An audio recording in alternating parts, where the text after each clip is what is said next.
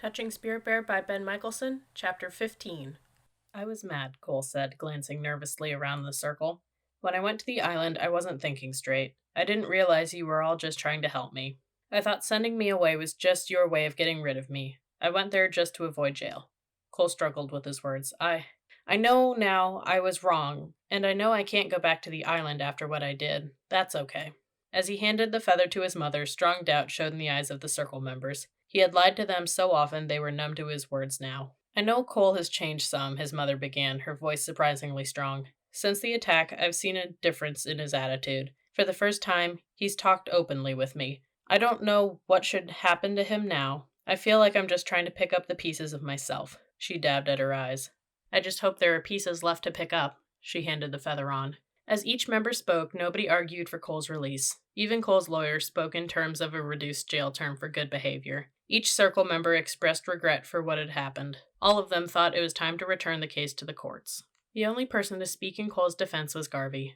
I don't know what all happened on the island, he said, but there has been a change in Cole. Of that I'm sure. Whatever we decide to do, I hope this change is allowed to continue. When Peter's lawyer received the feather, she held it indifferently beside her, as if it no longer held meaning. This whole thing has to stop now, she said strongly. No more. Too many people have suffered and paid the price on the account of Cole Matthews. Maybe someday he'll find a way to be a productive member of society. For now, it's the welfare of society that must be considered. 2 days on an island is hardly enough time to change someone. This circle needs to know that Peter Driscoll is not rehabilitating well, either physically or emotionally. He has slurred speech and diminished coordination. This is Cole's fault. It's not something Cole can fix, but he can face the consequences. Even now, he refuses to admit the complete truth.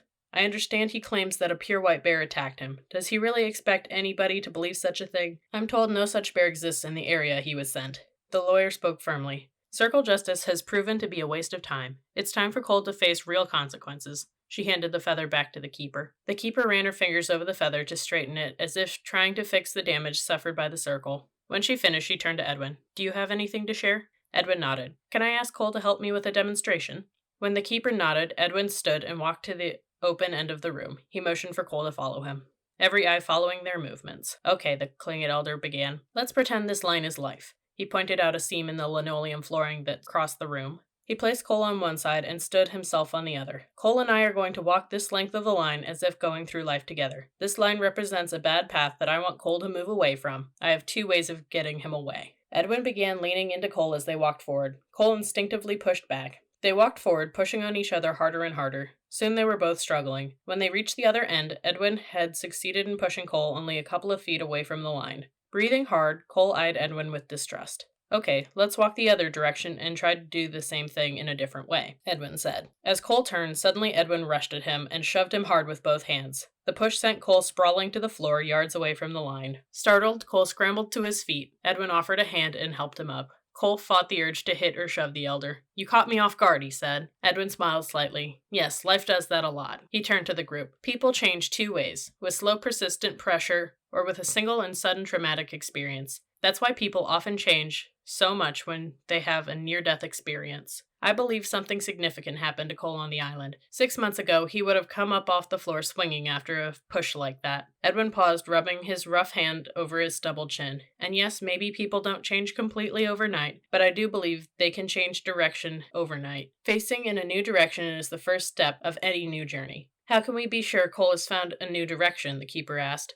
We've heard this claim before. He still claims he saw a white bear. Isn't that proof he's still lying to us? Edwin turned to Cole as they returned to the circle. Did you see a spirit bear? Cole thought a moment. He could lie and they would all believe him, or he could tell the truth and they would all think he still lied. You don't need to think about the truth, said Edwin. I saw a spirit bear and I touched it, Cole blurted out. A thin smile pulled at Edwin's lips. That should be all the proof you need, exclaimed Peter's lawyer, although she no longer held the feather. That should be the last time this circle needs to sit here and listen to his lies. Edwin spoke. 3 weeks ago, the crew of a fishing boat returning to Drake claimed they had seen a white bear on an island near where Cole was banished. I might have questioned the report if one of the crew hadn't been Bernie. Who's Bernie? Asked the keeper. Edwin waved a hand. Just a friend, but I've known Bernie my whole life, and he's not a man to lie. I don't care if there's a black bear, a white bear, or a yellow one with green polka dots, said Peter's lawyer. What matters is that Cole broke his contract with the Circle, and now it's time for him to pay. We give him chance after chance, and at the same time, we tell him he has to face the consequences of his actions.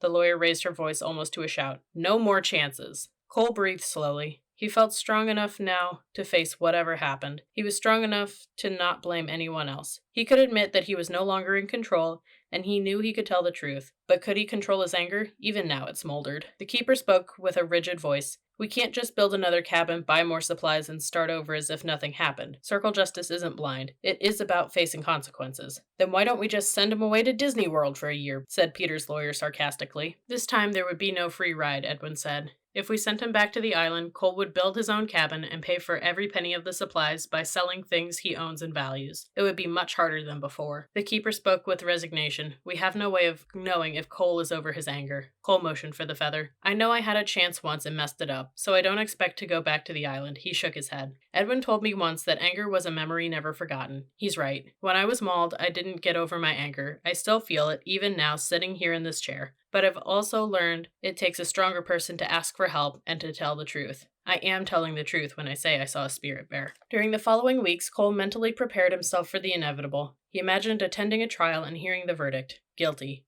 He imagined being led in handcuffs from the courtroom and for the first time being locked into a real jail cell. The hardest thing was to imagine being locked up day after day, week after week, month after month. While Cole worked through his feelings, he exercised. For long hours each morning and evening. He lay on his small bed, swinging his arms and legs, arching his back, and stretching to keep his body from stiffening. Midday, he worked out on weights in the center group area. He found himself growing stronger, and he found that when he had angry thoughts, he could exercise himself into a sweaty frenzy until pain from his joints drove away his thoughts and left him spent. No amount of exercise, however, could bring strength back into Cole's right arm and hand. It was all he could do to lift his shirt. Garvey explained to Cole after a second gathering that the Circle would continue meeting without him. He wouldn't say exactly why, but he did say that Edwin had remained in Minneapolis to attend the meetings. During the next 2 weeks, Edwin stopped by to visit several times. He never said much, but studied Cole, the way a person looks at a chessboard, planning the next move. When he spoke, he asked pointed questions without explaining himself. After each visit, he left without saying goodbye. All he ever mumbled was, gotta go. Nathaniel Blackwood stopped by unexpectedly one day to announce he would no longer be Cole's lawyer. Cole's father had refused to pay additional legal fees, and now a public defender would be assigned. Barely 2 days later, Garvey and Edwin stopped by together. They sat down on Cole's bed and stared at him. What are you staring at? Cole asked. So you think you're changed, huh? Grunted Edwin. What difference does it make? Said Cole. He looked down at his feet. I feel different. How so? Said Garvey. It's hard to explain, Cole said. You better try, Edwin's voice left no room for discussion. Cole quit trying to think of answers with his head and instead let his feelings answer. After I was mauled when I thought I was going to die, I felt just like a plant or something, like I wasn't important. I didn't know why I even existed. That scared me. I know it doesn't make any sense, but I realized I was dying and I had never really even lived. Nobody trusted me, I had never loved anybody, and nobody had ever really loved me. Edwin and Garvey exchanged a glance. So how did that change things? Garvey asked. I don't know, Cole said, emotions welling up from deep inside. I really don't know. I just know that my dad's not going to ever come back to say he's sorry. Even if he did, he couldn't change what he did. He couldn't take away the memories. So you think this is all his fault, huh? Asked Edwin. No, said Cole, his voice trembling. Mom said his parents beat him up too. I don't know where the anger all started. All I know is I don't want to have a kid and beat him up. Cole wiped at his eyes. What makes you think you're better than your dad, or his parents? Asked Garvey. I'm no better, Cole said. I'm worse. Dad never ended up in jail. Not yet, Garvey said. So if you're worse, what makes you think things can be different for you? Cole swallowed hard. Maybe they can't be. Maybe I'll never change. All I know is that things happened on the island that I can't explain. I've never been so scared. When Edwin and Garvey didn't answer, Cole found himself irritated. What's with all the questions? He asked. You two are wasting your time now. Are we? Edwin asked. Cole fought back, the tears blurring his vision. You two are the only ones who ever cared about me, he blurted. It's not like I don't appreciate what you're doing, but I screwed everything up. I'm going to jail. Can't you see that? Why can't you just leave me alone now and quit wasting your time? Garvey cleared his throat strongly and rubbed his neck. Edwin and I are probably the two biggest fools alive. Or maybe we remember our own past too well, Edwin added. We still believe in you and think there's hope, Garvey said. Because of that, we've stuck our necks out so far we feel like two giraffes. Last night we convinced the Circle to release you into our custody. What do you mean your custody? Cole asked. You're going back to the island, Edwin said.